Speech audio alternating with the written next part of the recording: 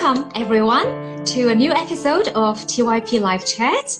Today I'm with Jan-Hein Arens, who is a painter, sculptor, visual artist from Netherlands. I'm super excited because I've been following your account on Instagram for over a year now, and finally I see the person behind this, very humorous, simple but very fun art world. So Jan, sorry for my very bad Dutch pronunciation. If I get your name wrong, so would you like to say hello to our audience and introduce yourself? Hello. As you mentioned, my name is Jan-Hein Arens. Most foreign people think my name is Jan, but it's not. It's actually a double name. It's Jan-Hein. Jan-Hein. Okay. Jan-Hein. You could pronounce it as Jan-Hein, and my last name is Arens. I'm currently 48 years old, living in the Netherlands, and for about a year or 10, I make a living as an artist. Okay. And I draw, I sculpt, I make illustrations. I also make music, but that's not a part of my serious business, if you will.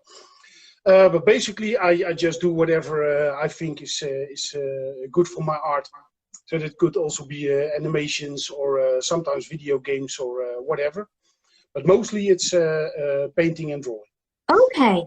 Because I know that you studied graphical design and illustrations, but did you start to paint or draw at a very early age? I'm just curious, how did you decide to be an artist? Because I think it's a profession that is not easy, very challenging, and you need to be very determined, have huge passion. So just a bit curious about your past, maybe your early ages. Okay. I always used to draw as a kid. I can't remember that I didn't draw. So I think I was born with a pencil in my hand. And from a very early age, I wanted to be a comic artist. But things went another way. I still like comics, but I just stumbled upon graphic design, which also had lots to do with illustration and design and drawing. So I studied graphic design and illustration, and I worked in that field for about, I think, 15 years. Oh. Because I do like graphic design. I do like black lines, but you might know from my work as an artist. Yeah. And I like big things with a lot of contrast, but I also like fonts and typography. Is that a word? Yeah. Yeah. So I really like graphic design. But when I started it, when I got a job as a graphic designer, I did notice that it didn't fulfill my needs in a creative way. So I always drawn in my free time, made comics, and all of a sudden I started to paint, just as a hobby for myself. And one thing led to another. It got a bit out of hand. At one point I had a lot of paintings, and I showed them to a colleague of mine, and he was interested in buying some. And I never realized I could sell those paintings. And it wasn't about money, but it gave me the opportunity to paint even more by different materials, by better materials. And things grew from that point until the point that I was able to work less as a graphic designer and start more as an artist. And that kind of evolved into, I'm not a full-time artist. I still work 2 days a week. Mm-hmm. But I work for a school where I work with students in the fields of animation and video game design. Yeah. So that's another job, but it is my main job. And I'm mainly a painter and an artist. Oh, so that's how things went. And at this point, I really like my job. I really like working with students. They keep me on edge. They ask the right questions. So I'm still with 2 feet in society. And I think if I wouldn't have that job, with the students, I would, yeah, how do you say it? Not getting lonely, but I would get like a weird professor with, I would alienate from society, I think. You So share it's a your good thing I work, you yeah, share your experience with them, and they bring you, you know, the energy, or let's say yeah, maybe the view from the younger generation.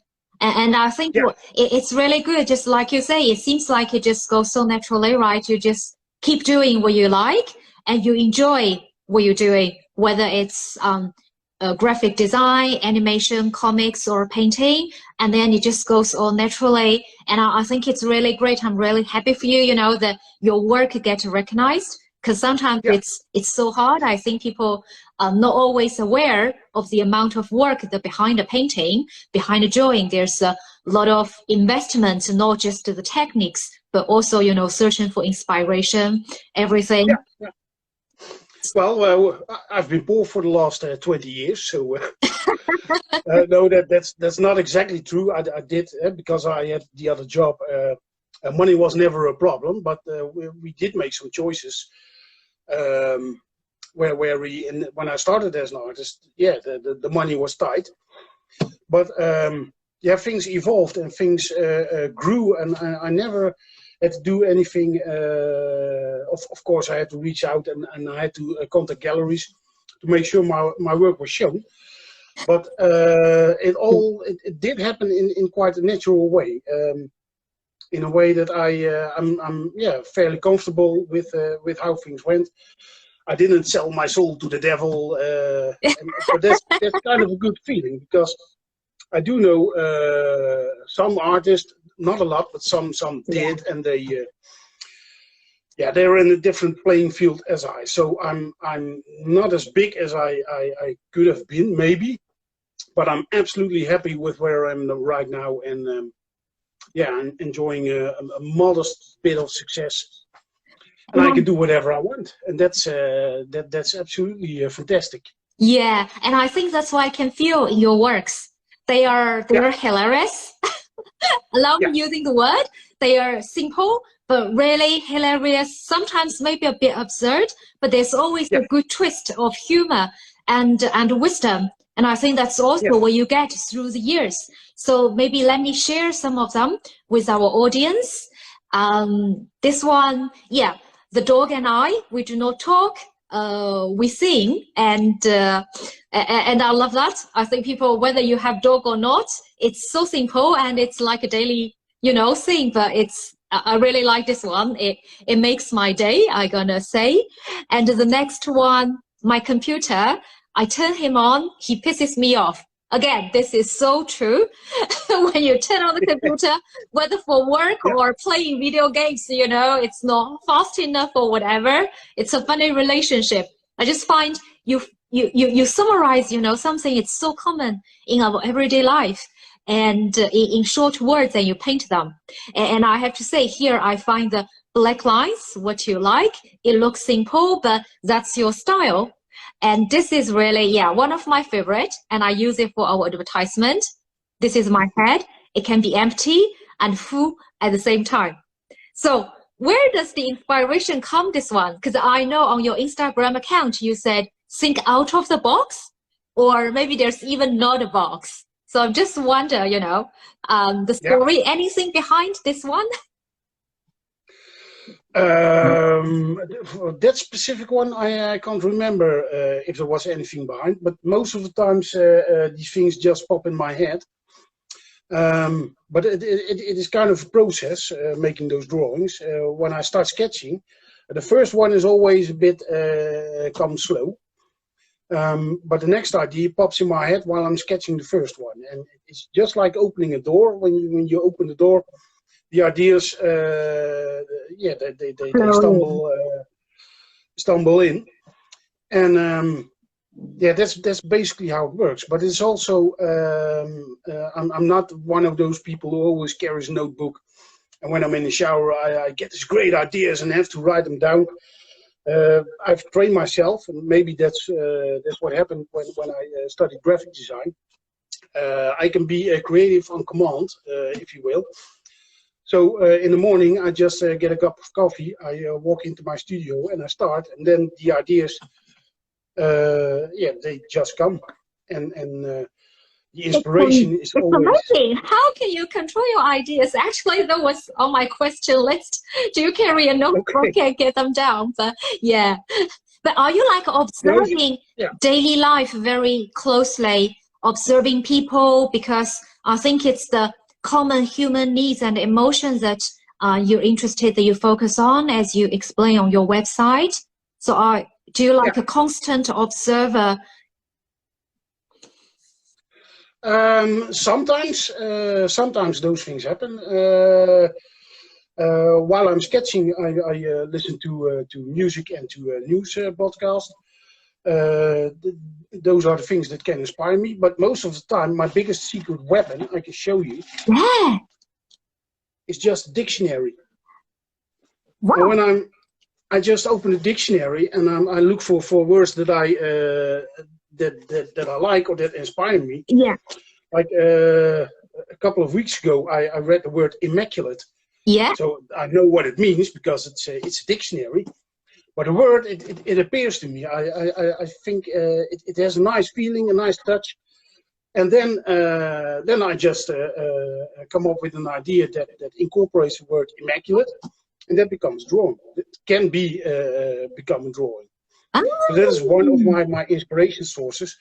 But most of the time, when I'm working, I'm sketching the first idea, and the second one pops in my head, and yeah, it's like you could call it a train or something, and I can turn it off. But when it's time to stop working, I switch the button in my head, and I go inside, and the workday is done.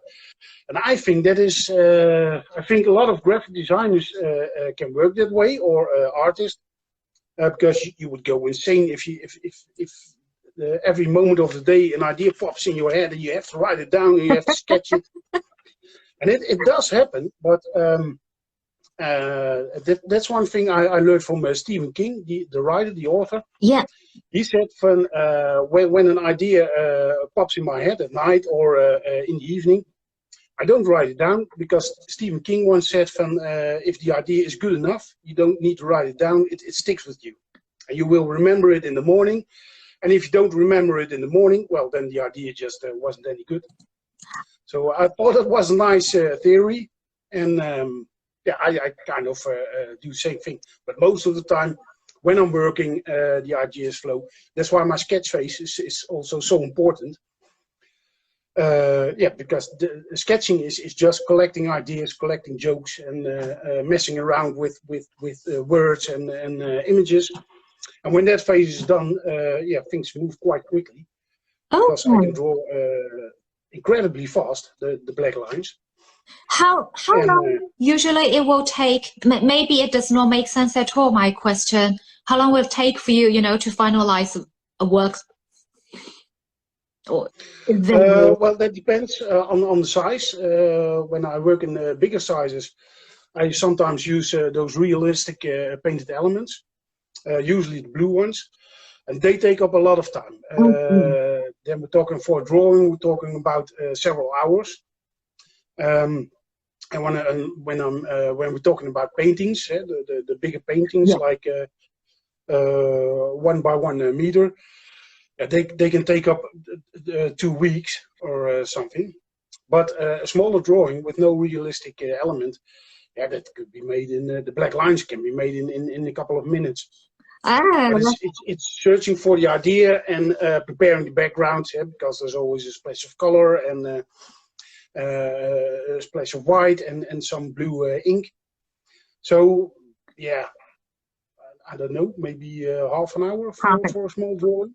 Yeah, I think it's behind that, it's the work, and let's say the treasure, everything that you have accumulated. It's not just 30 minutes work, there's a lot more behind.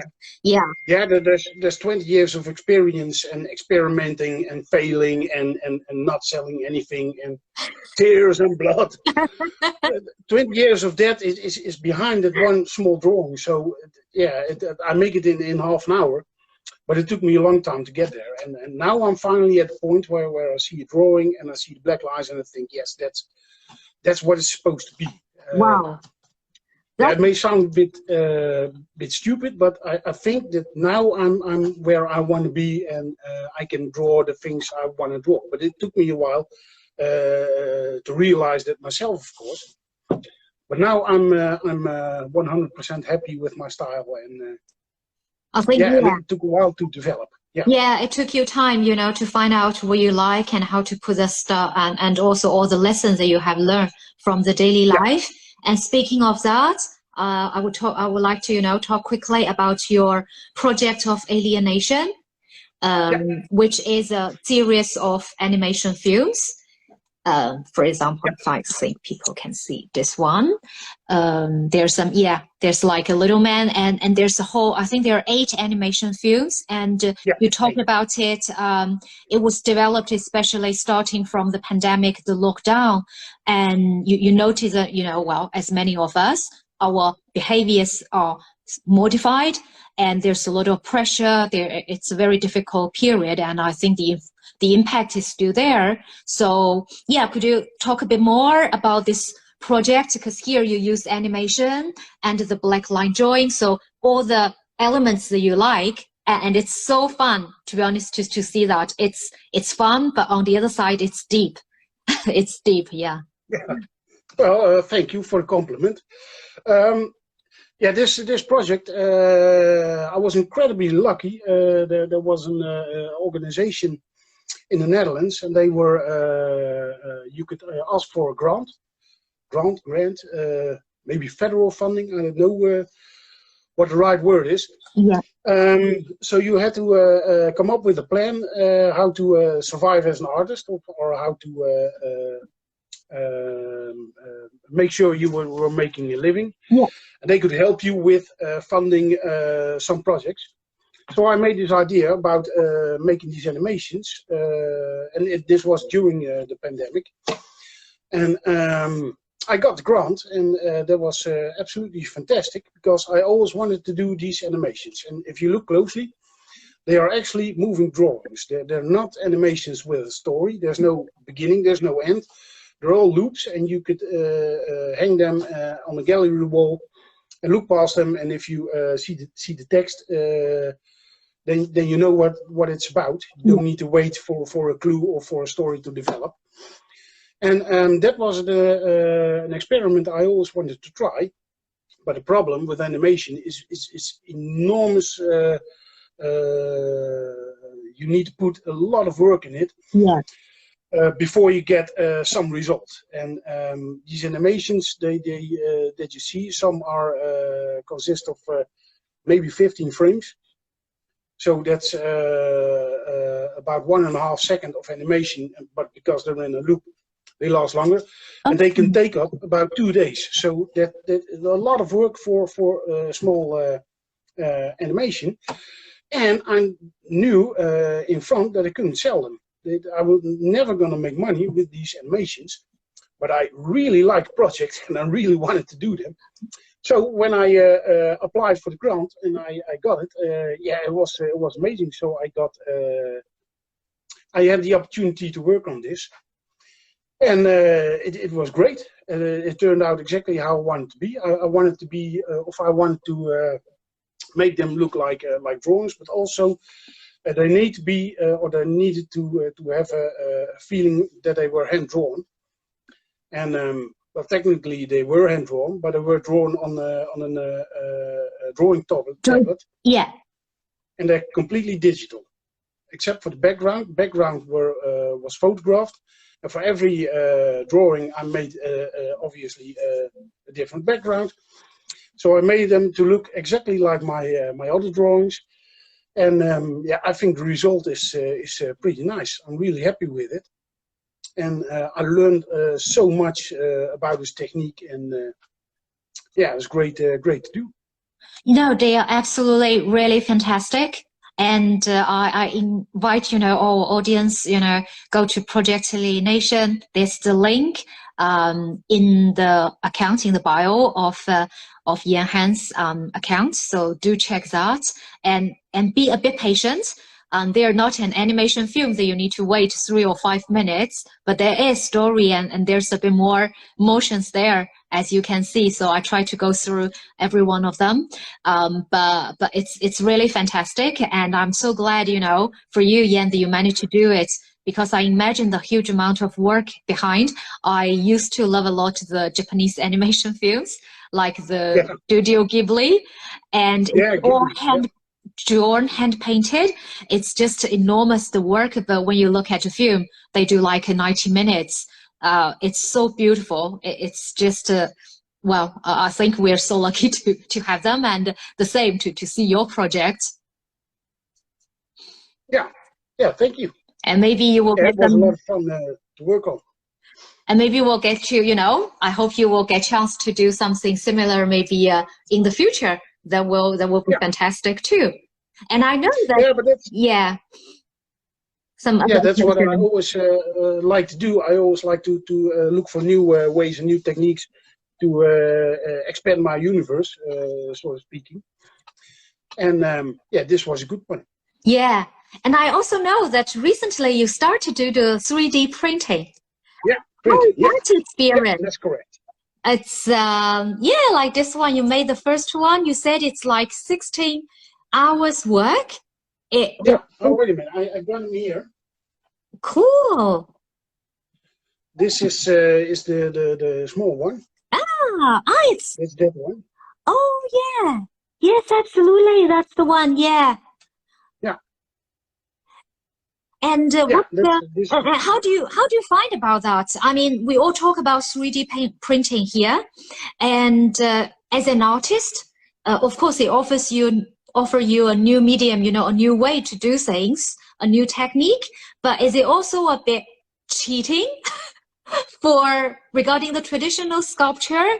You know, all these questions that we're questioning now with digital art, NFT, 3D painting. How do you see the role of artists evolving, and all those basic techniques or skills that you spend such a long time to gain? How do you see this? Because sometimes we feel like, you know, maybe you just need to get the idea and we will print it out.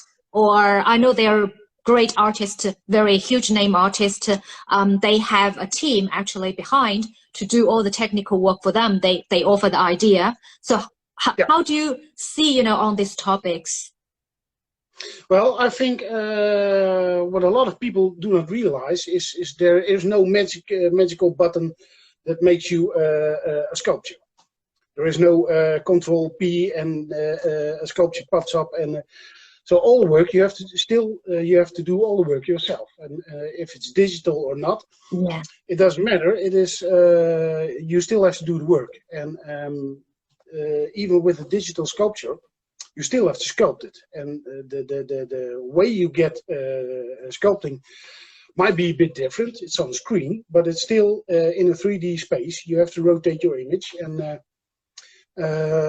from my experience, it doesn't go any faster. There is one enormous advantage that I really like, and that's the Ctrl-Z option, so you can go one step back, or 2 or 4. So if you make a mistake, or if you're not happy with how it turns out, you can correct it. But it's still a very traditional way of sculpting. The tools, they might be digital, but they're still the same. You still have a scraper, you still have a flattener, and there is even a tool digitally that's called thumb, and you can press in your digital sculptor. So you still have to sculpt it. It isn't with clay, but it's digital. But in my experience, it doesn't go any faster, and I don't think it's cheating. The process is very similar. Yeah. And with that said, if you give someone who can't draw, you give him a computer, he still can't draw. And maybe he can steal some images, or maybe he can turn an AI on and cheat that way. Yeah. But if he says it's his drawing, then it's cheating. But if you are going to draw digital but you can't draw, then still it won't be a very good drawing. So you still have to develop all those skills, all those experience to do things digitally well.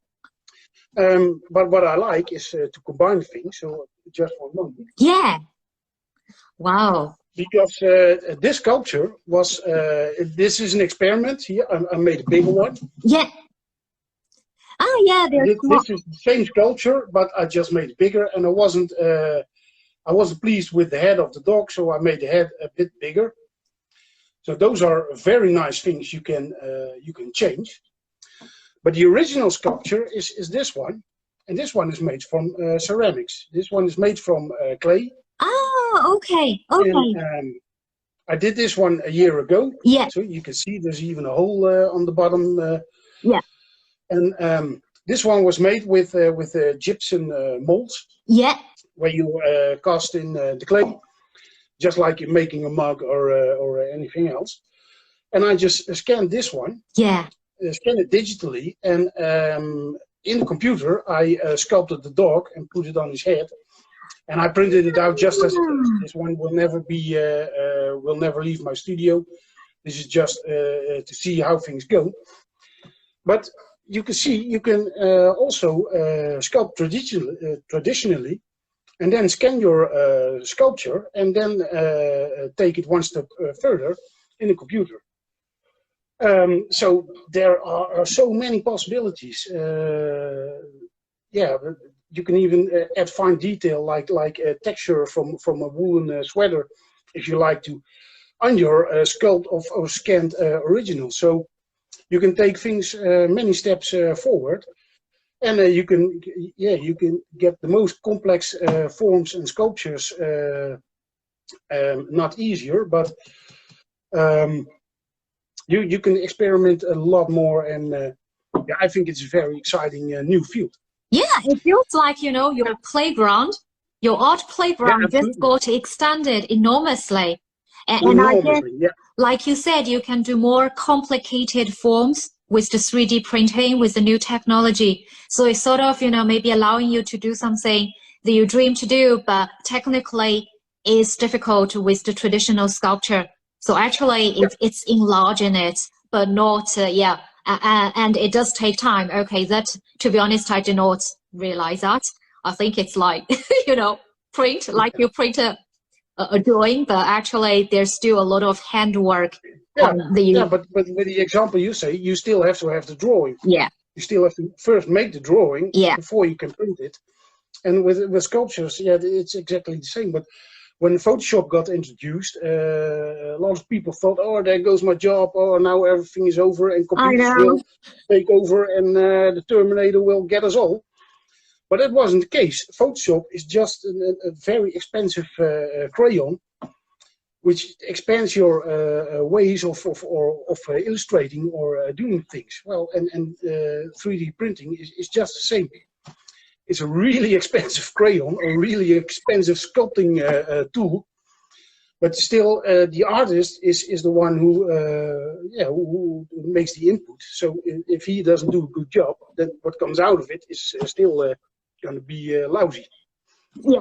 Yeah, absolutely, absolutely. I hope, well, I don't know if you plan anything, but I'm really looking forward to more sculpture from your side. And I'm interested to see how you're going to build, you know, this world already on the paper, which is two-dimensional, into a 3D. That's so excited. Different from animation, but and maybe you can use these 3D figures for animations. They're going to be fantastic. Oh, absolutely. Yeah. You know, bring it to the next step. About zoo tropes and you know, the spinning things on record players, zoo tropes, and there are so many things. With a projection, if you got one sculpture and you can project on it with a beamer, yeah, you can do amazing things with a projector. Sorry. Wow. You can do amazing things and all these new techniques, and well, that's also a thing I have to be aware of. Sometimes I go crazy with all these new techniques, but I have to finish first what I started. So. My studio is there are so many half projects and not finished projects, so well, I have to be a bit more disciplined and finish what I started, and then. But with the 3D printing, what I really like is you can take small steps and take them take bigger steps every time. It is a lot of experimenting. I need to figure out the materials, how to paint them, what you can do, what you can't do. But yeah, I think I found a great way of expressing myself. A very expensive new toy, but it wasn't that expensive. But, all the possibilities. Wow. Yeah, absolutely. Wow. That's fantastic. I look forward to, you know, more creations from your side. And the last question, if I may ask, you know, as an artist, you also worked on graphic design, all your experience. From me, like someone who loves art, like our audience who are curious about art, and my question is, for you, how can we, as a normal person, you know, a public with limited financial means, you know, to support artists, what kind of support or that you think can be great for, of course, if we can, maybe by illustrations, by some print, but in general, what do you think are the way that we can all support art for everyone? Yeah, well, what is important for artists is that they have a stage to show their work. So now you have, there used to be the galleries, but now there's a social media. So if you really like an artist, I say follow him on or her on social media, and just let them know what you think about the work. It's great to hear if people like my work, and it's even better when they send a small note or leave a comment saying they like it. Yeah, and that's also that's great. And also, if someone doesn't like anything, also just say it. And it is an ongoing process, and maybe I can learn something. Well, the criticism doesn't have to be too harsh, but well, I mean, there always need to be basic respect, but it's like exchange ideas. Because I realize sometimes it may be because we did not understand the intention, and sometimes maybe give you other ideas, or like you said, you can improve or maybe do things differently. I think there's no right or wrong, bad or good in art. No, but if you like an artist and you want to support them, let them know you like him. That's a pretty good start. And drop them a note every now and then, and say you appreciate them. And that's always good to hear. And it's also another way of keeping both feet on the ground. If you work in your studio and you never have any contact with the outside world, then you get a pretty, I mentioned it before, the mad professor. Yeah. So it's always good to have contact and feedback from people who like your work. That's also what I do. That's a good way of supporting artists, and tell other people to like them, and find people with big wallets and tell them to buy their work. Well, I mean, you never know if there's projects or any budget, then so talk. So everyone, just to talk about the art you like, even if it's just a simple like. I think that means a lot, because I write blogs, right, every day, and when I see people like it, it means a lot to me. If they leave a comment, I think it's the same thing, and that's really great about art, because in the end, we all need to connect to someone. You express your creativity, but in the end, it's for the personal, it's for the social connection. So art is really for sharing. I mean, it's a sharing experience. That's why we all gather together. Well. So, absolutely. Wise words. Thank you so much. Thank you so much, Jan-Hein, to join us today. I'm so glad to have you as my guest. Finally, I get to see the person behind those joys that I absolutely love. And I invite everyone, don't hesitate to visit Jan-Hein's account, follow him, and also visit his website. There are many, many great things. It will just make your day a great day. Simply, every morning, look at that, you will be in good mood. So thank you, Jan-Hein, for creating all of this. Thank you very much. Thank you, everyone, for joining. Have a great evening, and look forward to seeing you soon.